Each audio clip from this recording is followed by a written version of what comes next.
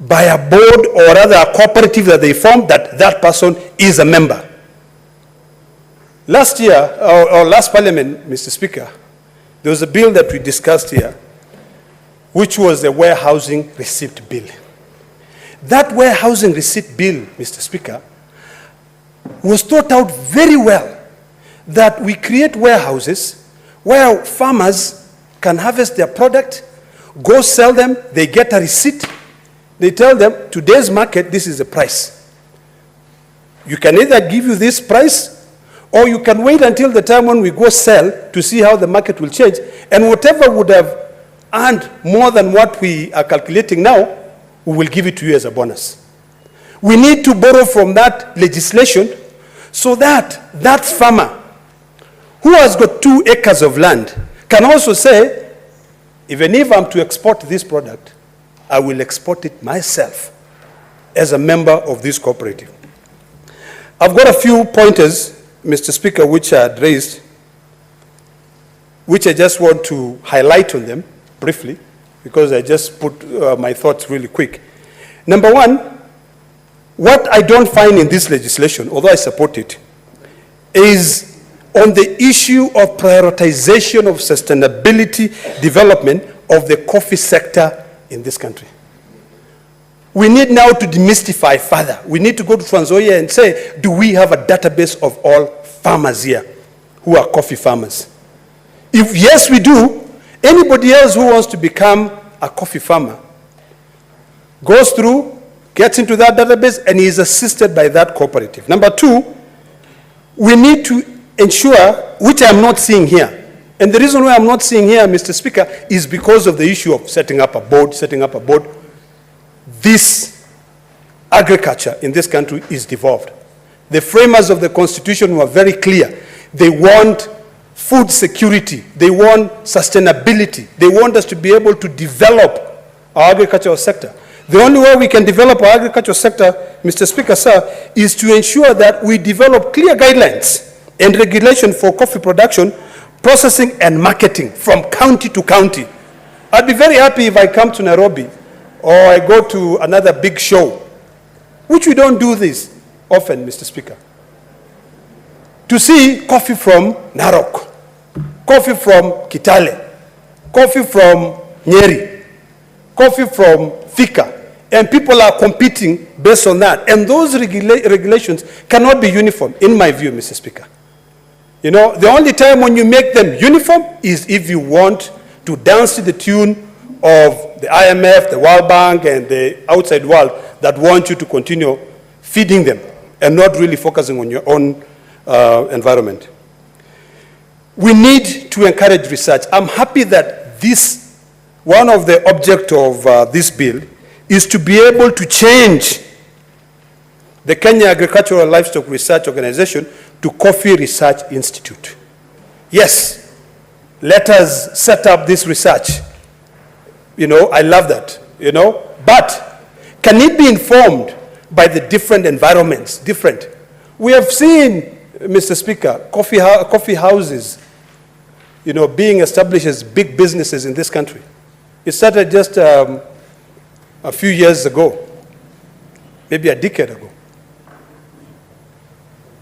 But if we are not careful, Mr. Speaker, even those coffee houses will be run, all the profit will be owned by multinational corporations. I dare say right now, the 2 big coffee houses that we have in this country, because we have failed in educating or illuminating to the public on how important this coffee is, are owned by multinational corporations. There might be a small part of ownership which is owned by local people. But in terms of this research, I wish that there would be some universities which will take up and say, we really care about what we can gain here, so we want to make sure that there is a small research institute. You know, we need to know whether we can market our coffee effectively by blending different beans. We can even start with a blend and say we have got a blend from Trans Nzoia beans. The environment there is different. You know, I'm growing some coffee in Narok. The environment there is different. You know, other people are growing coffee in other areas. Can we blend those beans and say, this is, you know, Rift Valley beans being blended with this other one, and we sell and we make money. Just like what the tea industry has done in this country. Mr. Speaker, I know you are an advent traveler, but everywhere you go, when you go to big hotels, you'll find Kenyan tea, but it's not marketed as Kenyan tea. It's actually marketed as, is it Linton or Lip, whatever it's called? We need this research institute, which I support entirely, must now start looking at it and say, what will it take for us to take the beans from Trans Nzoia? We've got some big farms there. Some of my friends have got big farms there that are growing coffee. And we say, let's blend it with beans from Mount Kenya region. Very, very important, and I hope that one of the reasons why I'm also supporting this is to be able to, these regulations that we are talking about must be able to clearly define the pricing mechanism. What pricing mechanism do we use to be able to market our coffee? If you go to Starbucks, Mr. Speaker, you will find that, you know, Kenyan coffee is not branded or sold as coffee from Mount Kenya, coffee from this area. It's just Kenya. Ethiopia coffee, Ethiopia coffee. But Kenya is different. We're a nation of 45 different nations, you know, different environments. So we need to be proud of that. So in terms of the pricing, that pricing goes also with the issue of transparency and accountability, Mr. Speaker. Mr. Speaker, the tea sector, people used to trade tea, but all the auctioning would happen in Mombasa. You know, they would take all the tea, they'll get on the train, they'll ride on the train all the way to Mombasa, and they'll auction the tea there. So the pricing will be decided there, based on that auction. Not where the tea is produced. Mombasa doesn't produce tea. So I think it is timely that we look at it. One of the things that I would like us to take away, although, as I said, I'd like us to take away from this bill, is this role of really empowering cabinet secretaries. What we need to be doing is empowering CCs in charge of agriculture in counties. If you look at, as an example,